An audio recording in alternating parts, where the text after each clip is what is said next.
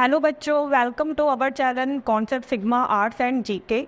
आज हम चुनाव व्यवस्था के बारे में पढ़ेंगे कि किस तरह से चुनाव व्यवस्था जो होती है हमारे लोकतंत्र के लिए बेहद ज़रूरी होती है।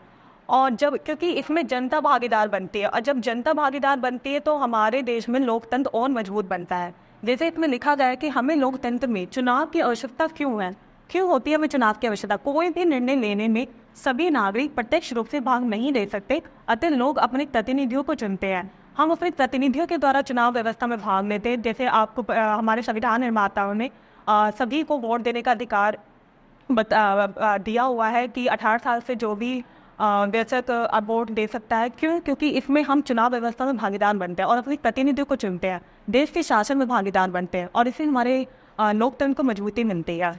चुनाव व्यवस्था दो प्रकार के चुनाव होते हैं, जैसे प्रत्यक्ष लोकतंत्र और अप्रत्यक्ष लोकतंत्र।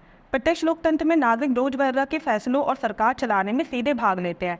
जहां पहले क्या होता था कि प्रत्यक्ष चुनाव को अपनाया जाता था क्योंकि जनसंख्या भी कम थी और छोटे देश होते थे और रोजमर्रा के फैसले में जनता अपना सीधे प्रशासन में भाग लेती थी और अपने फैसलों को निर्णय देती थी सरकार के साथ मिलकर। लेकिन अप्रत्यक्ष में जब बहुत जनसंख्या हो, बड़ा देश हो, तो वहाँ पर प्रत्यक्ष लोकतंत्र नहीं हो सकता।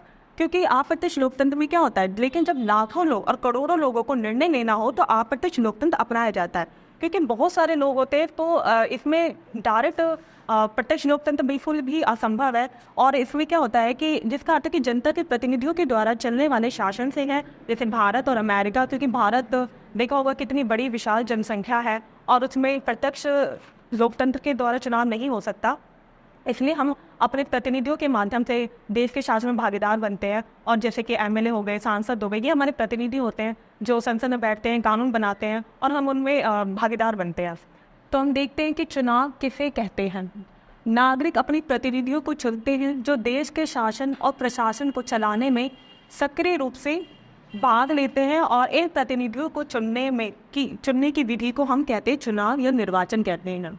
ठीक है, अगर आपको चुनाव के बारे में पूछा जाए कि चुनाव किसे कहते हैं तो ये आप डेफिनेशन अच्छे से लिख सकते हैं कि नागरिक अपने प्रतिनिधियों को चुनते हैं और जो देश के शासन और प्रशासन को चलाने में सक्रिय रूप से भाग लेते हैं। और प्रतिनिधियों को चुनने की विधि को हम क्या कहते हैं, चुनाव कहते हैं। ठीक है, तो चुनाव के बारे में आपने जाना कि किस तरह से चुनाव व्यवस्था अपनाई जाती है और आगे भी हम बताएंगे।